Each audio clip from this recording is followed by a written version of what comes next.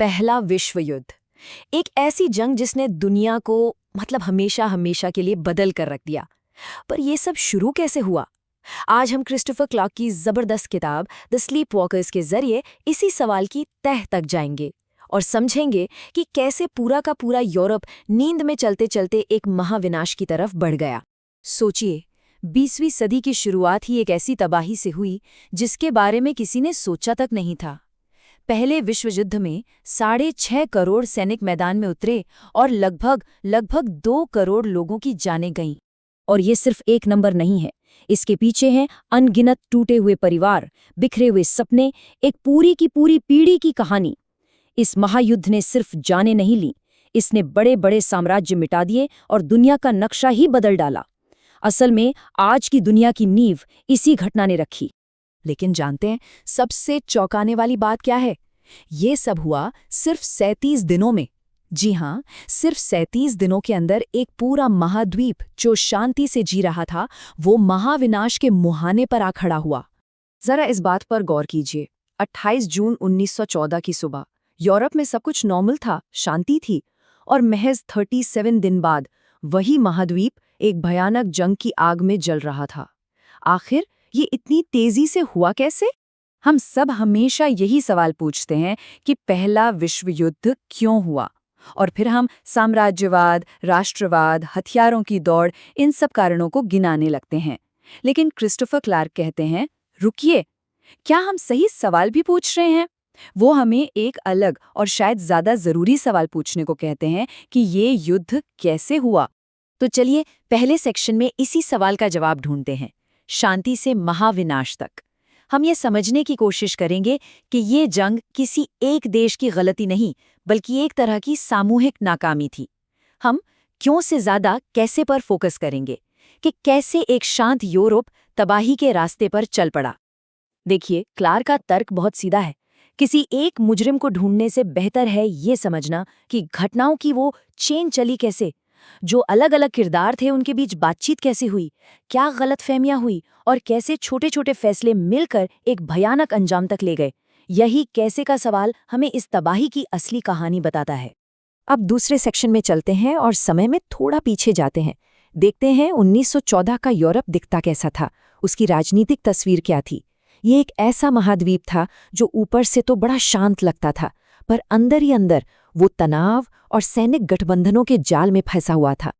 मतलब हालात कुछ ऐसे थे कि पूरा महाद्वीप एक तरह से बारूद के ढेर पर बैठा था।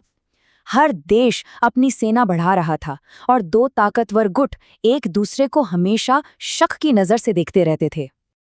ये नक्शा देखिए, ये हमें 1914 के यूरोप की कहानी साफ साफ दिखाता है, जो 2 हिस्सों में बटा था। एक तरफ थी सेंट्रल पावर्स यानी जर्मनी और ऑस्ट्रिया हंगरी, और दूसरी तरफ था ट्रिपल अंतांत, जिसमें फ्रांस, रूस और ब्रिटेन शामिल थे। आने वाले संकट की जमीन इसी बंटवारे ने तैयार की थी। तो चलिए इन गुटों को थोड़ा और करीब से देखते हैं। ट्रिपल अंतांत में थे फ्रांस, रूस और ग्रेट ब्रिटेन, जो जर्मनी की बढ़ती ताकत से कह सकते हैं थोड़े परेशान थे, और उनके सामने था ट्रिपल अलायंस, जिसमें जर्मनी, ऑस्ट्रिया हंगरी और इटली थे। आने वाले संकट के मेन प्लेयर्स यही दोनों गुट थे। और ये समझना बहुत बहुत जरूरी है, ये जो गठबंधन थे ये सीधे सीधे युद्ध का कारण नहीं थे, बल्कि कई बार तो इन्होंने संकट को टाला भी। लेकिन हाँ, इन्होंने एक ऐसा ढांचा जरूर बना दिया था कि अगर कहीं एक छोटी सी भी चिंगारी भड़कती तो पूरा यूरोप उसकी चपेट में आ सकता था। अब आते हैं तीसरे सेक्शन पर, सत्ता किसके हाथ में थी। हमने देख लिया कि यूरोप 2 गुटों में बटा था, पर सवाल ये है कि क्या इन देशों के अंदर सरकारें एकजुट थीं? असल में हर देश के भीतर ही सत्ता के लिए एक खींचतान चल रही थी, जिसने हालात को और भी ज्यादा उलझा दिया। क्रिस्टोफर क्लार्क ये लाइन एक बहुत बड़ी प्रॉब्लम की तरफ इशारा करती है। हमें लगता है कि किसी देश की एक साफ नीति होती है, पर उस वक्त ऐसा नहीं था। हर देश के अंदर सत्ता के कई अलग अलग सेंटर्स थे। सोचिए, हर देश में एक तरफ सम्राट था, दूसरी तरफ चुनी हुई सरकार, फिर सेना के जनरल थे और विदेशों में बैठे राजदूत, और इन सब के अपने अपने एजेंडा थे, और ये सब अक्सर एक दूसरे के ही खिलाफ काम कर रहे थे। ऐसे में कोई एक ठोस नीति बनाना लगभग नामुमकिन था। और यहीं से, इसी अंदरूनी खींचतान से, क्लार्क की किताब का नाम निकला है द स्लीप वॉकर्स। ये जो नेता थे, ये कोई बुरे या बेवकूफ़ लोग नहीं थे। वो सब अपने अपने देश के हिसाब से छोटे छोटे फैसले ले रहे थे, लेकिन वो ये देख ही नहीं पा रहे थे कि उन सब के ये छोटे छोटे कदम मिलकर उन्हें एक भयानक खाई की तरफ ले जा रहे हैं। ठीक वैसे ही जैसे कोई नींद में चलते हुए अनजाने में खतरे की ओर बढ़ रहा हो। चौथा सेक्शन, बाल्कन की चिंगारी। तो अब तक हमने यूरोप के माहौल और सरकारों की अंदरूनी खींचतान को समझ लिया। अब हम उस जगह पे चलते हैं जहां असल चिंगारी भड़की, बाल्कन का इलाका। इसे यूरोप का पाउडर केग यानी बारूद का पीपा भी कहा जाता था। ये राष्ट्रवाद और साम्राज्यों के टकराव का सेंटर था। ये बात अक्सर लोग भूल जाते हैं कि पहला विश्व युद्ध असल में तीसरे बाल्कन युद्ध की तरह शुरू हुआ था। ये ऑस्ट्रिया हंगरी और सर्बिया के बीच का एक लोकल झगड़ा था, जो देखते ही देखते पूरे महाद्वीप की जंग बन गया। 1912 और 13 में हुए इन युद्धों ने ऑटोमन साम्राज्य को यूरोप से लगभग खत्म कर दिया था और सर्बिया को एक बड़ी ताकत बना दिया था। और इसी वजह से ऑस्ट्रिया हंगरी के ठीक पड़ोस में एक बहुत ही अस्थिर और तनाव भरा माहौल बन गया था। और यहीं पर एक बहुत ही खतरनाक आइडिया सामने आया, जिसे क्लार्क बाल्कन इंसेप्शन सिनेरियो कहते हैं। इसका मतलब आसान भाषा में ये था कि फ्रांस और रूस ने मन ही मन ये तय कर लिया था कि अगर बाल्कन में ऑस्ट्रिया हंगरी और सर्बिया के बीच कोई भी संकट पैदा होता है तो वो उसे जर्मनी के खिलाफ जंग छेड़ने के लिए एक सही मौके के तौर पर इस्तेमाल करेंगे। बस इस एक सोच ने यूरोप की बड़ी शक्तियों की किस्मत को बाल्कन की अस्थिर राजनीति से जोड़ दिया। और अब हम आते हैं आखिरी और सबसे अहम हिस्से पर, त्रासदी, अपराध नहीं।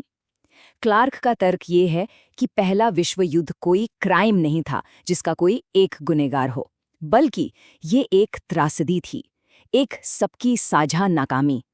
क्लार्क की ये लाइन पूरी कहानी का सार है। मतलब ये कोई जासूसी नॉवल नहीं है जिसमें आखिर में पता चलता है कि कातिल कौन था। यहाँ हर मुख्य किरदार के हाथ में एक बंदूक थी। जर्मनी, ऑस्ट्रिया हंगरी, सर्बिया, रूस, फ्रांस, ब्रिटेन, इन सब ने ऐसे फैसले लिए जिनसे ये तबाही हुई। ये किसी एक की नहीं बल्कि सबकी विफलता थी। और ये पूरी कहानी हमें आज के दौर के एक बहुत ज़रूरी सवाल पर लाके छोड़ देती है। 1914 के उन नेताओं की तरह जो अपने फैसलों का अंजाम नहीं समझ पाए, क्या आज के इस जटिल और आपस में जुड़े हुए दुनिया के माहौल में हम भी वही गलतियां दोहराने के खतरे में हैं? ये एक ऐसा सवाल है जिस पर हम सबको गहराई से सोचने की ज़रूरत है।